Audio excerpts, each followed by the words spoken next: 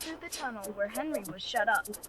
Edward would say, "Beep beep, hello," and Gordon would say, "Poop poop poop, serves you right." Poor Henry had no steam to answer. His fire had gone out. Soot and dirt from the tunnel roof had spoiled his lovely green-painted red stripes. He was cold and unhappy, and wanted to come out and pull trains too. Gordon always pulled the express. He was proud of being the only engine strong enough to do it. There were many heavy coaches full of important people, like the fat director who had punished Henry. Gordon was seeing how fast he could go. "Hurry, hurry, hurry," he panted. "Trickety-trock, trickety-trock, trickety-trock," said the coaches. Gordon could see Henry's tunnel in front. In a minute, he thought, "I'll boop boop boop" at Henry and rush through and out into the open again. Closer and closer he came. He was almost there when, crack, whoosh! He was in a cloud of steam and going slower and slower. His driver stopped the train. "What has happened to me?" asked Gordon. "I feel so weak." "You've burst your safety valve," said the driver. "You can't pull the train anymore." "Oh dear," said Gordon. "We were going so nicely too. Look at Henry laughing at me." Gordon made a face at Henry and blew smoke at him. Everyone got out and came to see Gordon. "Humph," said the fat director. "I never liked these big engines, always going wrong. Send for another engine at once." While the guard went to find one, they uncoupled Gordon and ran him on the siding out of the way. The only engine left in the shed was Edward. "I'll come and try," he said. Gordon saw him coming. "That's no use," he said. "Edward can't pull the train." Edward puffed and puffed, but he couldn't move the heavy coaches. "I told you so," said Gordon rudely. "Why not let Henry try?" "Yes," said the fat director, "I will."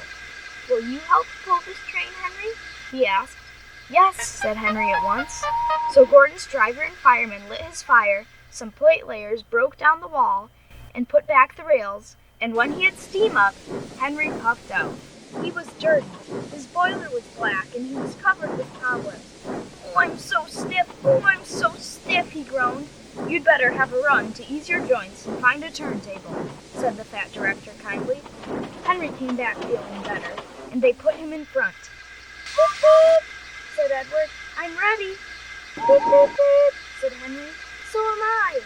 Pull hard, puffed Edward. "We'll do it, we'll do it, we'll do it," puffed Henry. "Pull hard, we'll do it, pull hard, we'll do it, pull hard, we'll do it," they puffed together. The heavy coaches jerked and began to move, slowly at first, then faster and faster. "We've done it together, we've done it together, we've done it together," said Edward and Henry. "You've done it, hooray, you've done it, hooray, you've done it, hooray," sang the coaches. All the passengers were excited. The fat director leaned out of the window to wave to Edward and Henry, but the train was going so fast that his hat blew off into a field where a goat ate it for his tea.